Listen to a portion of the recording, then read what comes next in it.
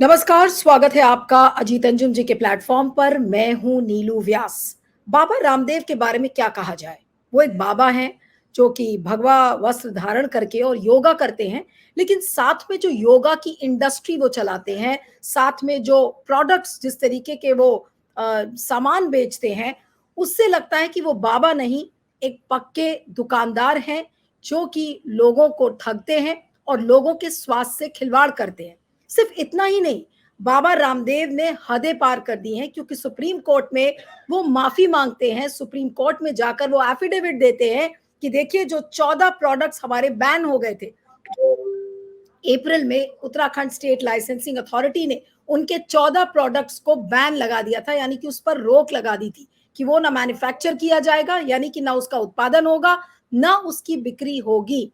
और अब जुलाई 9 को, यानी कि 9 जुलाई को सुप्रीम कोर्ट में जो बेंच थी जस्टिस हिमा कोहली की और जस्टिस संदीप मेहता की, उसमें उन्होंने एफिडेविट फाइल किया था कि अब उनके ये जो 14 प्रोडक्ट्स हैं वो नहीं बेचे जा रहे हैं। लेकिन एक बहुत ही शानदार एक पड़ताल जो कि एचटी ने किया है, हिंदुस्तान टाइम्स की एक इन्वेस्टिगेशन हुई है जो कि उन्होंने 9 और 10 तारीख को किया, और उसके बेसिस पर ये रिपोर्ट आज फाइल हुई है। और उसमें उन्होंने कहा है कि एचटी की जो टीम गई थी, तो टीम ने 4 शहरों का दौरा किया, नई दिल्ली, लखनऊ, पटना और देहरादून, और वहां के कई दुकानों पर उन्होंने जांच पड़ताल की और ये पाया कि वो जो 14 प्रोडक्ट्स थे, ज्यादातर दुकानों पर वो 14 प्रोडक्ट्स मिल रहे थे। यानी कि इसका मतलब ये है कि सुप्रीम कोर्ट के में एफिडेविट देने के बावजूद, सुप्रीम कोर्ट की बेंच के आदेश के बावजूद, बाबा रामदेव ने और आचार्य बालकृष्णन ने किसी भी शॉपकीपर को या फिर किसी भी दुकानदार को ये नहीं कहा है कि आप इसकी बिक्री ना कीजिए। अब इसकी जांच पड़ताल के बारे में मैं आपको विस्तार पूर्वक बताती हूं कि एग्जैक्टली इस एचटी की इन्वेस्टिगेशन में क्या पाया गया है। तो ये जो एचटी की जो इन्वेस्टिगेशन है, अब एक एक करके मैं आपको बताती हूँ कि नई दिल्ली की न्यू फ्रेंड्स कॉलोनी का एक पतंजलि स्टोर था, जहां पर 6:15 बजे एचटी की टीम गई थी और उसने पाया कि 14 प्रोडक्ट्स वैसे ही बिक रहे हैं जैसे बिकने चाहिए, और बल्कि कुछ शेल्फ्स पर कई सामान नहीं मिले थे। तो शॉपकीपर ने ये कहा कि आप अगर एक हफ्ते बाद आएंगे तो आपको ये सारा सामान मिल जाएगा, लेकिन इसकी बिक्री काफी तेजी से होती है, इस बात को ये बताया गया। उसके बाद 1 घंटे बाद पतंजलि स्टोर जो ईस्ट ऑफ कैलाश का है, दिल्ली में ही, वहां पर दुकानदार ने कहा कि 14 में से 9 प्रोडक्ट्स उसके पास हैं और उसको कोई जानकारी इस बात की नहीं है कि इन प्रोडक्ट्स पर रोक लग गई है। ये बात दुकानदार ने कही। और उसने उस दुकानदार ने यह भी कहा कि हमारे पास तो बहुत सारे customers east of Kailash, GK, Jangpura, इन तमाम जगहों से आते हैं और ज्यादातर वो मिडिल एज्ड कपल्स और मिडिल एज के जो लोग हैं वो हमारे से सामान लेते हैं और रेगुलरली लेते हैं। इस बात की पुष्टि दुकानदार ने की। उसके बाद पटना चलिए, पटना का जो लोकनायक भवन है, जो डाक बंगलो का जो चौराहा है, उसके पास एक स्टोर था, आशीष केशरी, जो प्रगति पतंजलि स्टोर उसका नाम है। और वहां पर यह बोला गया, the supply chain was disrupted briefly for 10 days during the Lok Sabha election period. उस पटना के दुकानदार ने यह बताया कि जब चुनाव चल रहा था लोकसभा का, तो उस दौरान 10 दिनों तक सेल नहीं हुई और कोई प्रोडक्ट्स नहीं आए, लेकिन उसके बाद सप्लाई चेन शुरू हो गई और उनके पास प्रोडक्ट्स भी आने लगे और उसने बिक्री भी शुरू कर दी। अब और आगे चलिए, 7:30 बजे 9 जुलाई को एचटी ने जो लखनऊ का हजरतगंज का आरोग्य केंद्र है, वहां से लगभग 3,370 रुपए का सामान खरीदा।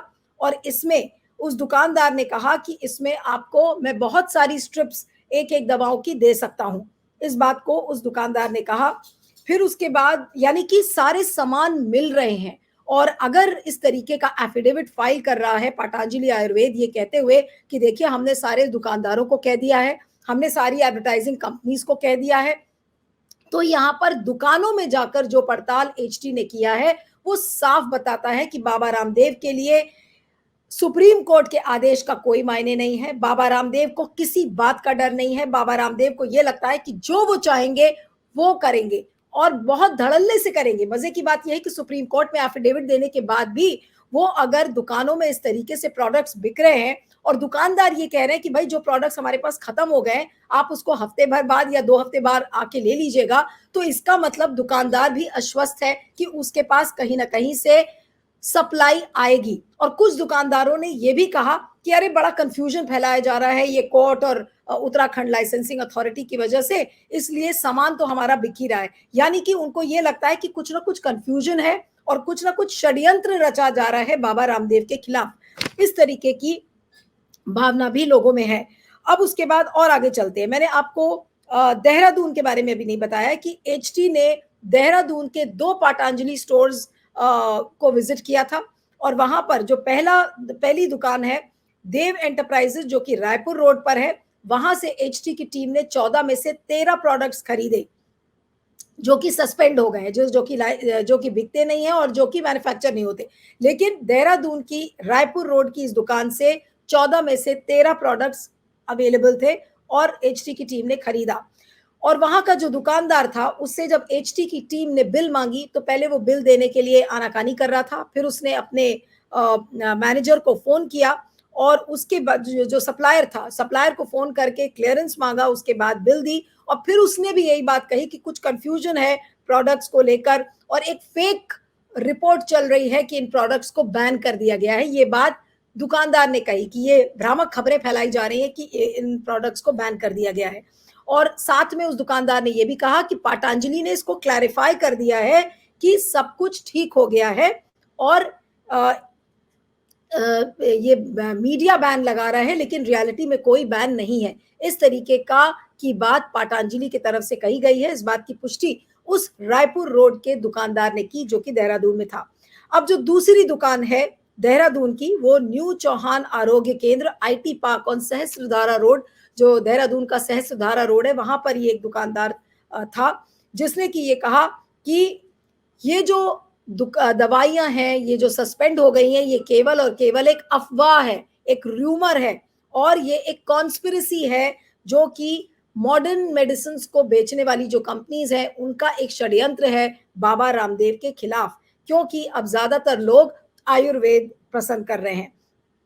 फिर उसके बाद एचटी की टीम ने बाबा रामदेव के जो स्पोक्स पर्सन है एसके तिजारीवाला, उनके कमेंट्स मांगने की कोशिश की तो वहां से कोई कमेंट नहीं आया है।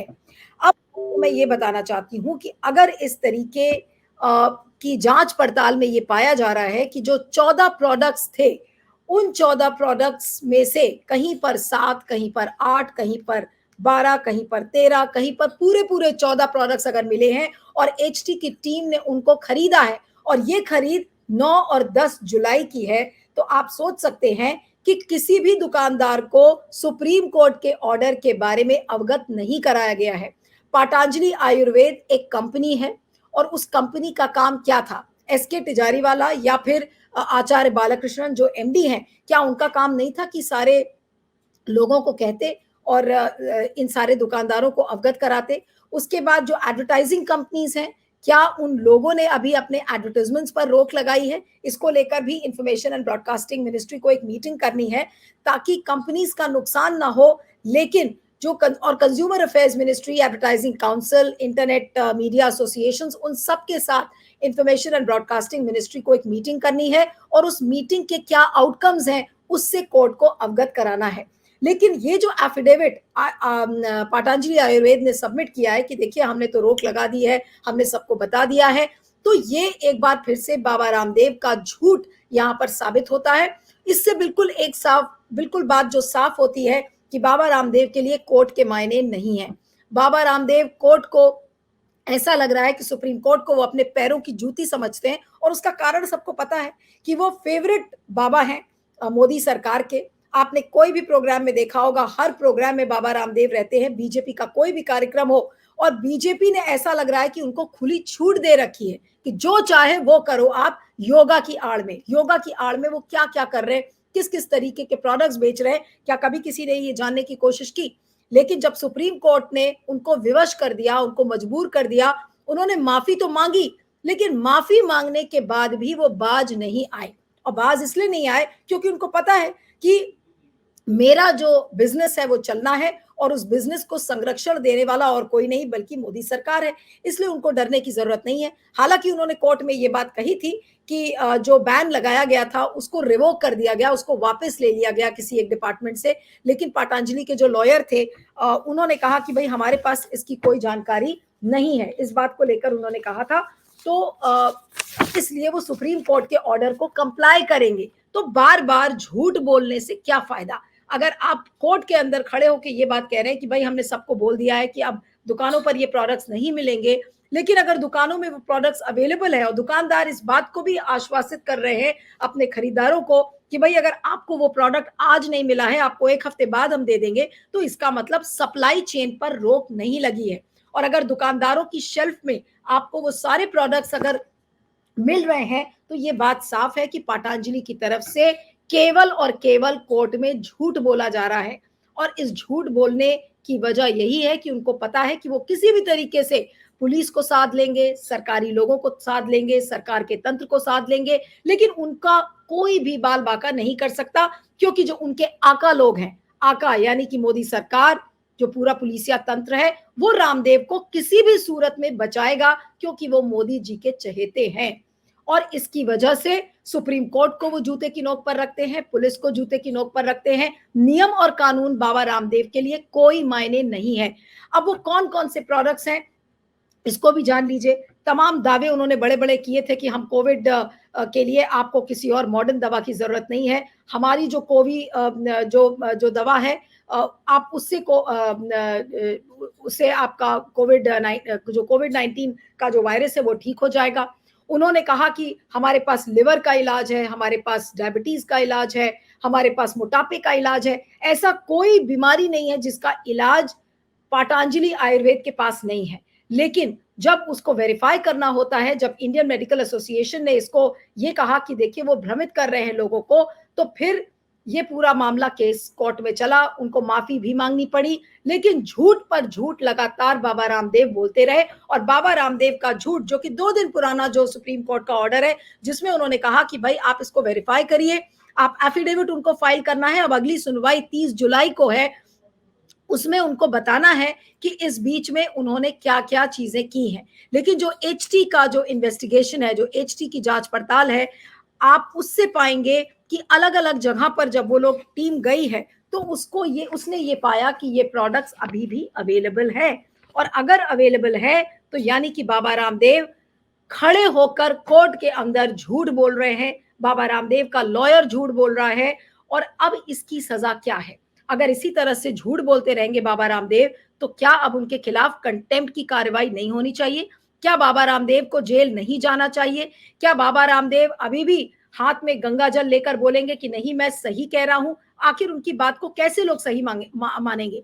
करोड़ों उनके जो अनुयायी हैं, आज वो भी देख रहे हैं कि किस तरीके से बाबा रामदेव भगवा वस्त्र पहनकर झूठ बोलते हैं, और बिल्कुल एक कारोबारी जो कि झूठ झूठ कहता है, अपने अपने जो खरीदार हैं उनको ठगने की कोशिश करता है। आज इस तरीके से बाबा रामदेव उभर कर आए हैं। तो बाबा रामदेव की छवि लोगों की आंखों में अब क्या है, डॉक्टर्स की आंखों में क्या है कि किस तरीके से वो छल कर रहे हैं, आयुर्वेद के नाम पर लोगों के स्वास्थ्य से खिलवाड़ कर रहे हैं, ये उसका एक जीता जागता प्रमाण है। अब बाबाओं को तो बहुत शय मिली। उधर आपने देखा कि हाथरस में एक इतना बड़ा भगदड़ कांड हो गया, उसके बाबा भागे हुए हैं। उस बाबा को भी पकड़ने की बीजेपी सरकार में हिम्मत नहीं है। क्यों? क्योंकि वो चाहती नहीं है, क्योंकि उनके फॉलोअर्स इतने सारे हैं, लाखों करोड़ों की संख्या में उनके अनुयायी हैं, इसलिए उन भोले बाबा को भी नहीं पकड़ा जाएगा। और ठीक उसी तरह से बाबा रामदेव को भी पूरी राजनीतिक संरक्षण मिलेगी, चाहे वो कितना बड़ा से बड़ा वो कुकर्म कर लेंगे, लेकिन उनको मोदी सरकार बचाएगी, हर हद पर बचाएगी। अब जो एडवोकेट ऑन रिकॉर्ड है गुलाम तालुकदार, जो पतंजलि आयुर्वेद के, तो उन्होंने यही कहा था कि जो ऑर्डर रिवोक करने का था, जो सस्पेंशन रिवोक करने का ऑर्डर था, वो उनके पास अभी नहीं पहुंचा है, उनको कम्युनिकेट नहीं किया गया है। और इसलिए पतंजलि आयुर्वेद अपना एफिडेविट फाइल करती है, और एफिडेविट में उन्होंने कहा कि हमने तो सारी चीजें उसको उस पर रोक लगा दी है, जो 14 प्रोडक्ट्स हैं उन पर भी रोक लगा दी है। तो ये तमाम झूठे दावे और बाबा रामदेव लगातार कर रहे हैं, लेकिन उसकी पोल एचटी की इस जांच पड़ताल ने कर दिया, जहां पर वो 4 शहरों में गए और वहां पर दुकानों में धड़ल्ले से ये सारे 14 प्रोडक्ट्स जो पतंजलि आयुर्वेद के हैं वो बिक रहे हैं। अब एचटी के पास सबूत के तौर पर रिसीट्स हैं, उनके पास समय टाइम दिया हुआ है कि उन्होंने किस समय कौन से स्टोर में एचटी की टीम गई, ताकि उसको गलत ना साबित किया जाए। तो जाहिर सी बात है कि अब एचटी की जांच पड़ताल, इसकी रिपोर्ट भी शायद कोर्ट में आईएमए लगाएगा और इस पर विचार होगा। लेकिन सवाल ये उठता है कि अब इंफॉर्मेशन एंड ब्रॉडकास्टिंग मिनिस्ट्री क्या करेगी, क्योंकि इसमें स्टेक होल्डर्स बहुत सारे हैं। इस पूरे केस का जो दायरा था उसको बड़ा कर दिया था सुप्रीम कोर्ट ने। इसमें एडवर्टाइजिंग काउंसिल, इसमें internet media associations, consumer affairs की मिनिस्ट्री, इसमें सबको इन्वॉल्व किया गया था ताकि एक ब्रॉडर व्यू लिया जा सके और रेगुलेटरी सिस्टम के साथ काम किया जाए, यानी कि जो एक रेगुलेटरी फ्रेमवर्क है उसको बनाया जा सके। ऐसा ना हो कि आज बाबा रामदेव जिस तरीके से झूठ बोल रहे हैं, लोगों की स्वास्थ्य से खिलवाड़ कर रहे हैं, तो कहीं 4 और बाबा रामदेव ना खड़े हो जाएं। इसके चलते जस्टिस हिमा कोहली और जस्टिस संदीप मेहता ने ये कहा था कि इस केस का दायरा हम बड़ा कर रहे हैं और उस केस के दायरे में अब सारी चीजें इस तरीके से फिट इन हो ताकि एक रेगुलेशन बने, एक उसको नियंत्रित करने का पूरा एक फ्रेमवर्क बने।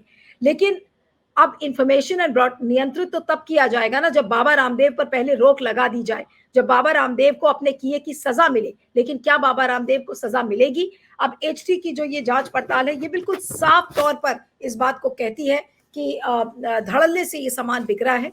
अब ये देखना होगा कि एडवर्टाइजमेंट्स रुके हैं नहीं रुके। हालांकि पतंजलि ने ये कहा है कि हमने जो एडवर्टाइजिंग कंपनीज हैं और जो सोशल मीडिया प्लेटफॉर्म्स हैं उनको भी कह दिया है, लेकिन दुकानों पर इसकी बिक्री अभी नहीं बंद हुई है। हो सकता है कि उसके एडवर्टाइजमेंट्स रुक गए हो, सोशल मीडिया पर इक्का दुक्का उसके अभी भी एड्स दिख रहे हो, लेकिन दुकानों पर धड़ल्ले से इसका बिकना, यानी कि जो फिजिकल इंटरफेस है इन 14 प्रोडक्ट्स का जो पतंजलि आयुर्वेद और जो खरीदारों के बीच में है, उसमें कोई कमी नहीं आई है। बल्कि खरीदारों को यह आश्वासन दिया गया है कि अगर आपको प्रोडक्ट ये नहीं मिला है अभी, तो हम आपको मंगा के देंगे 1 हफ्ते या 10 दिन बाद। तो ये क्या दिखाता है कि बाबा रामदेव बेशर्मी से अपने उन प्रोडक्ट्स को बेच रहे हैं।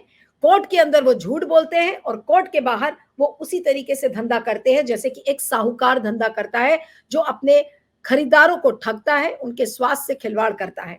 अब मोदी सरकार ही बताए कि बाबा रामदेव से उनको क्या डर है, बाबा रामदेव के खिलाफ वो क्यों नहीं एक्शन ले सकते। बाबा रामदेव करोड़ों लोगों के स्वास्थ्य से खिलवाड़ कर रहे हैं और सरकार उन पर चुप है। क्यों? क्योंकि उनके लाखों अनुयायी हैं, उसमें बीजेपी का वोट बैंक है जो कि योगा को पूजता है, जो कि ये कहता है कि आयुर्वेद हमारे लिए सबसे बड़ी चीज है। मॉडर्न मेडिसिन को आप साइड में कर दीजिए, लेकिन आप आयुर्वेद फॉलो करिए। तो ये जो अनुयायी का जो सेगमेंट है ये बीजेपी का वोट बैंक है और उस वोट बैंक को सेंध नहीं लगाना चाहती है बीजेपी। और इसीलिए किसी भी सूरत में बाबा रामदेव चाहे कोर्ट में जितना भी झूठ बोल लें, बाबा रामदेव के खिलाफ कोई भी एक्शन नहीं होगा। और आज ये चीज एचटी के जांच पड़ताल से साबित होती है कि कोर्ट के अंदर वो झूठ बोलते हैं और बाहर वो उसी तरीके से धंधा करते हैं जैसे वो पहले कर रहे थे। तो आप इस पर क्या कहेंगे? ये बेशर्मी है और बेहयाई अगर आप इसे कहें बाबा रामदेव की, इससे ज्यादा और क्या कहा जा सकता है। अब सुप्रीम कोर्ट को सोचना होगा कि ऐसे बाबा के खिलाफ क्या एक्शन लिया जाएगा। क्या वो जेल जाएंगे? 30 जुलाई को अगली हियरिंग है, देखना होगा उसमें क्या होता है। आप इस वीडियो पर आपके फीडबैक का मुझे इंतजार रहेगा। बने रहिए अजीत अंजुम जी के प्लेटफॉर्म पर। Thank you.